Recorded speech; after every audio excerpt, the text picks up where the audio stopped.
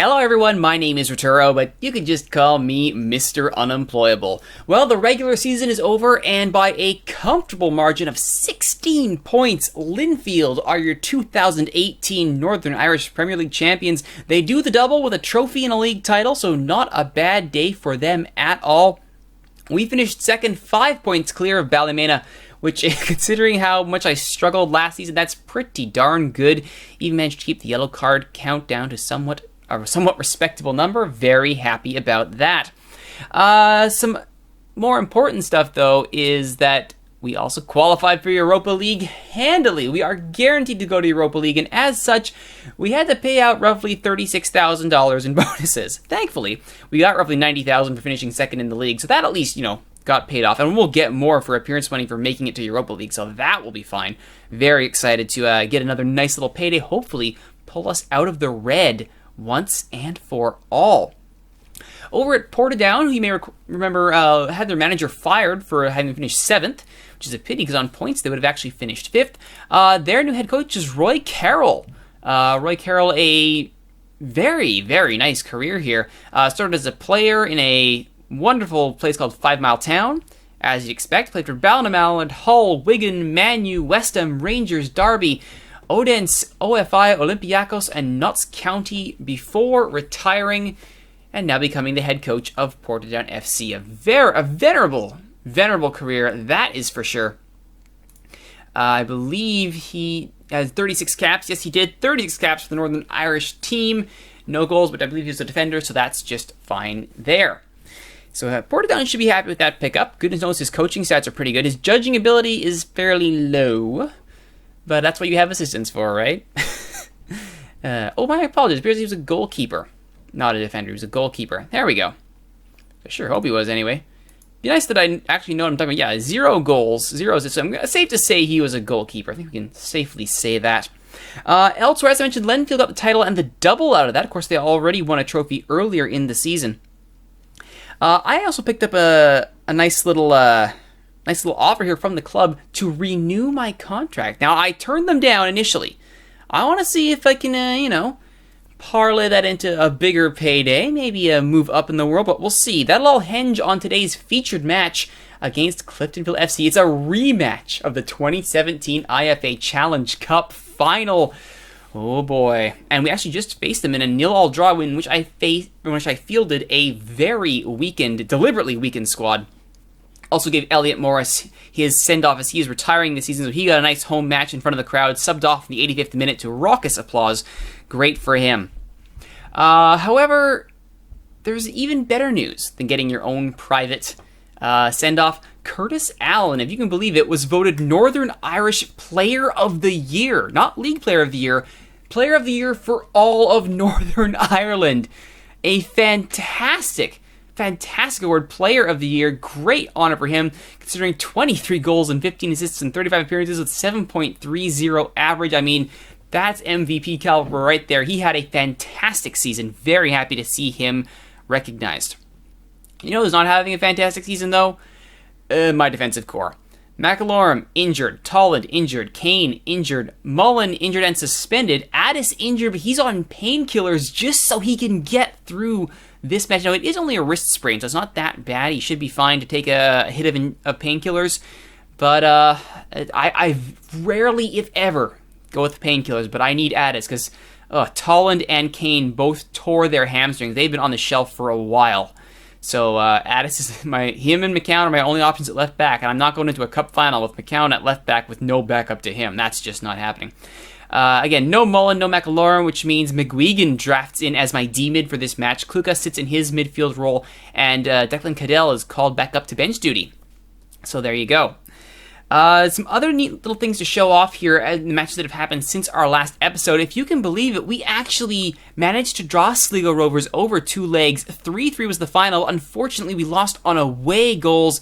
So close to getting that result. Unfortunately, the 59th minute goal by Jamie Hollywood ended up being the winner. Allen pulled one back to make it a tie, but unfortunately, away goals means Sligo Rovers moves on. Where I did feel really good, though, is we finally got one over Linfield, and it was a 2-2 win on penalties in the replay to get to today's final. Let's take a look at this. Anytime you get a win over Linfield, a team so dominant as Linfield, you gotta show it off. So let's look at the goals here for Glentoran versus Linfield in the quarterfinal replay. Now, we went off of this to go play Dundela and had a nice, easy 1-0 victory, which I think we all half tried. Anyway, Beverland with the throw-in here in the 14th minute. Lennon back to Beverland. Beverland is so good this season. What a great pickup.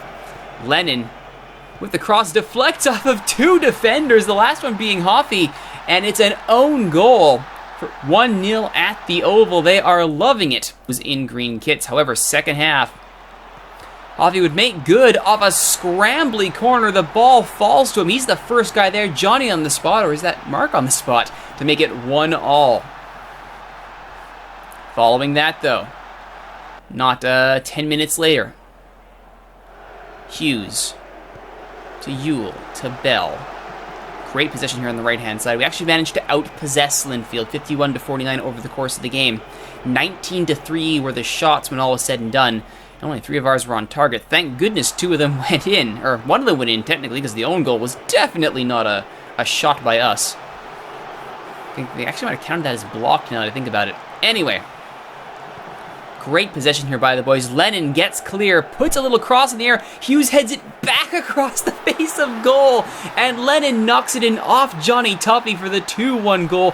That's a fancy goal, headed back to head. A little bit of a somersault there by Lennon, why not? But it would not last. 75th minute now. Mitchell and Clark off the throw-in. Crossing the center is headed away by Beverland. But Clark gets a second crack at it. He isn't closed down quick enough. Finds close to Brown to Mitchell. Mitchell to Burns. Goes back to Hegarty. Hegarty with time. Frees up Burns, whose run finds a wide open Fordyce. Nobody thinks to close down Elliot Fordyce, which proves to be a catastrophic mistake. 2-2 it is, and we go to penalties. In the penalty shootout, Colm Bell scores. Aaron Burns scores.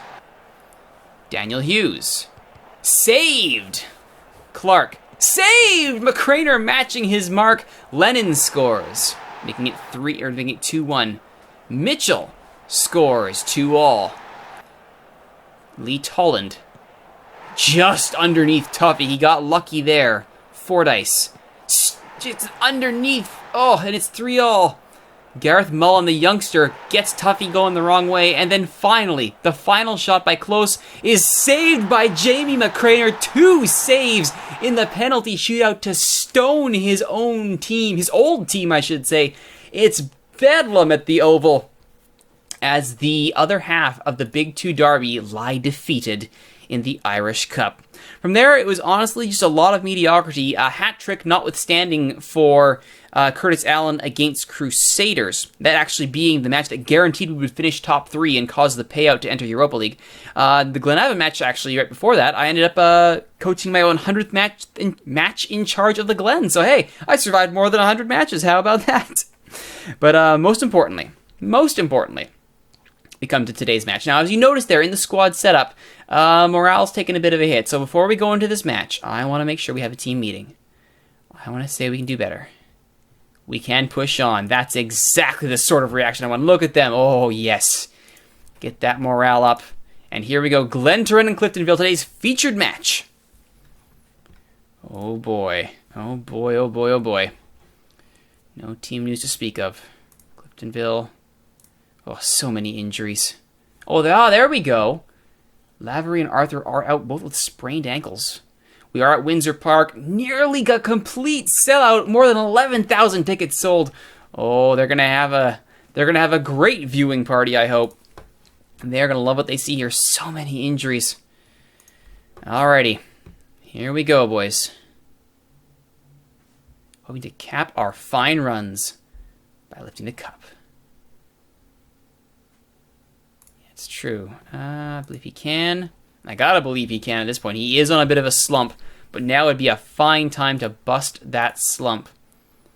Come on, boys. You deserve to win this trophy. I'm going to say that they can go have fun. I want them to go out there and win it. Alrighty, here we go. Glentoran in their green and black with the red sleeves. Cliftonville in their red kits at Windsor Park. A packed Windsor Park. Oh boy. Already an early foul on Kim Nelson by Jude Winchester. That'll give him a stern talking to. Early possession favoring my boys, but it's a giveaway. And Cliftonville goes the other way. Jay Donnelly, who's been such a clinical striker, crossing to the area.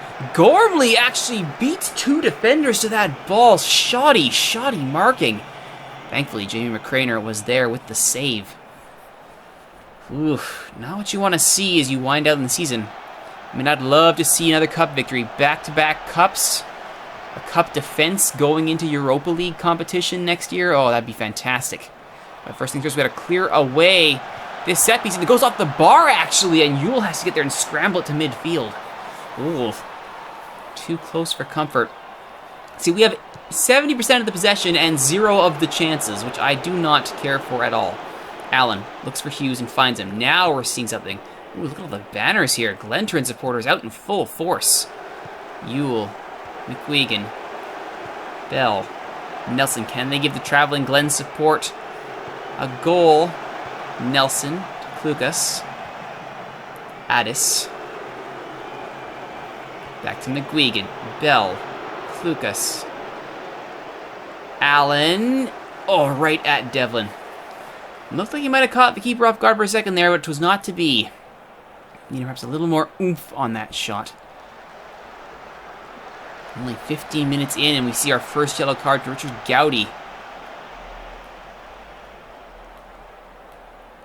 Callister now with a throw in down the line. Gormley goes into the middle.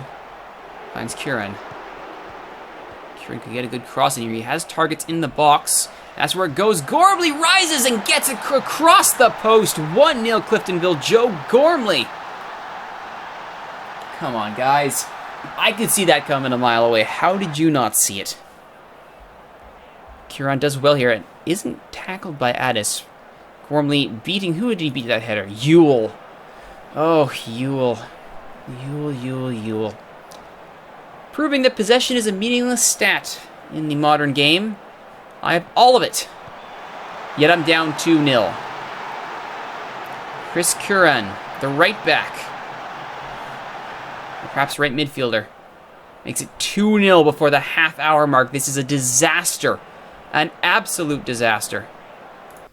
Come on, boys. Didn't you see the goal before halftime? Come on. Tighten up, boys. Can't be having this. Cannot be having this at all. Bell goes long. He's not going to find anybody over there. Hughes is not in position. And a shanked ball falls right to Beverland, who quickly goes long. Allen cannot get there, though. That long ball, however, will find Donnelly. Donnelly is clear and just misses the net. Well, we caught a break there. Could have been 3-0, and then the game's basically over. Callister to Gormley. Gowdy. Curran. I rested as many starters as possible for the express purpose of defeating Cliftonville. And right now, those starters that I rested are not showing up when I really need them to. Addis. Nice little chipped ball here for Allen. Can he get some space? He will. Off the... Oh, wow. Devlin had to stop that hopeful cross from going top shelf. Bell, short corner. Finds nobody. He tries it again. Actually, let it go up for a throw. Don't quite agree with that. Maybe he swung and missed. Oh, and of course, Yule's injured. Well, I have no problem getting Yule off the bench, or off the field. I'll shove Beverland over to the right and put McCown in his spot. Perhaps more importantly, I think I go, after the break, I go 4-3-3. Because this just is not working for us here. Curran being closed down again. Will he find Gormley? He will. Nobody thinks to get the ball. What the... Oh, thank goodness. Now, was he actually offside? Because, I mean, that ball, you had... Oh, yes, he's just slightly ahead. The thicker red line there. See, I don't understand why McCraner, who loves to rush out of his net, I don't understand why he didn't go for that.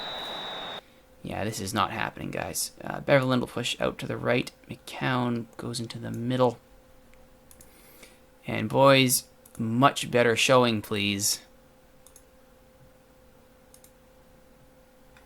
Get out there and win this thing. All right.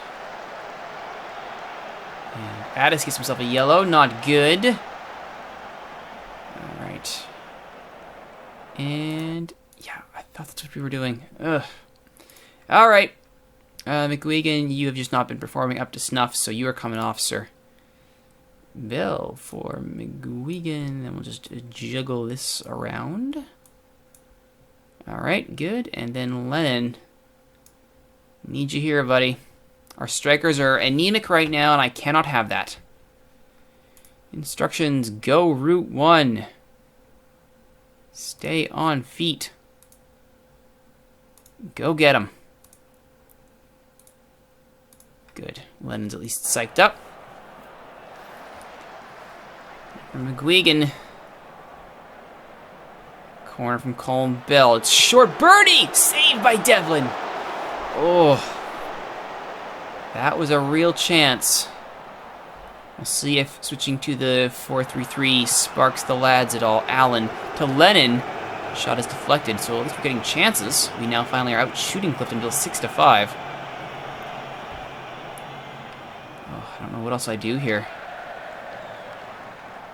In midfield? Bring off Lennon for McCaffrey? Or, Nelson for McCaffrey? Bell. Gets the ball to Lennon, who finds Hughes. Back to Lennon. Allen over the bar. Some questionable passing there. Allen. Misses. One of those has to go in. Alright, boys. Overload. And now I'm definitely taking Kim Nelson off. McCaffrey. Nelson's been one of my better players. Actually, he's been one of my better players. Well, Colin Bell, I'm going to take a chance here. Leave Nelson on. Come on, guys. Come on.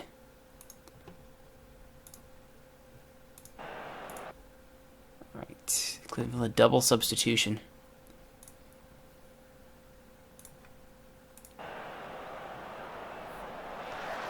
Ceded some possession here. We are getting more shots, which is nice. Enough of them are going in the back of the net. Allen's free kick is not low enough. Hughes is brought down, no call. Gormley to a wide open Donnelly. This is what happens when people are moved up from the back. Collapsing defense, though. Last-ditch efforts all around. Oh, my goodness. And thankfully, McCraner is the one out of all that who comes up with the ball.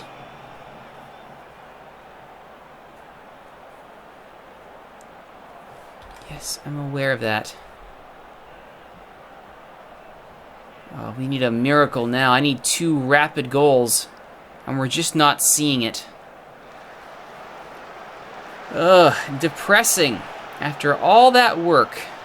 And Klukas is just bossing the midfield and we can't make anything happen out of it. After poor marking off of crosses and a poorly defended set piece, Cliftonville gets revenge for last season and wins the cup. Not happy, boys. Not happy with that at all. We outpossessed them. We outshot them. We were equally on target. We could not get the ball in the back of the net. Not what I wanted to see. Not what I wanted to see. Oh, it was televised, so we got some TV money out of that. Hoorah. Horrible.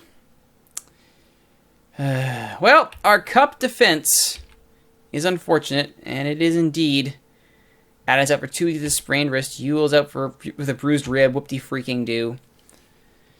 They're proud of reaching the final, and hey, we get a little bit of money for it, which is nice. But it doesn't get rid of the sting of having lost to Cliftonville FC. Next time on Mr. Unemployable, will I still be in Northern Ireland, or will I have moved on to another club? You'll just have to wait and see. My name is Rituro. Thank you so much for watching, everybody. If you like what you've seen, please be sure to like, comment, subscribe, share. Tell all your friends about the videos being hosted at youtube.ca/steelswords. Of course, you can always reach out to me on Twitter at @ThatRituroGuy, or you can watch these episodes live as they are recorded on twitch.tv/Rituro. Once again, my name is Rituro. I'm just, Mr. Unemployable. Thanks for watching, everybody. See you next time.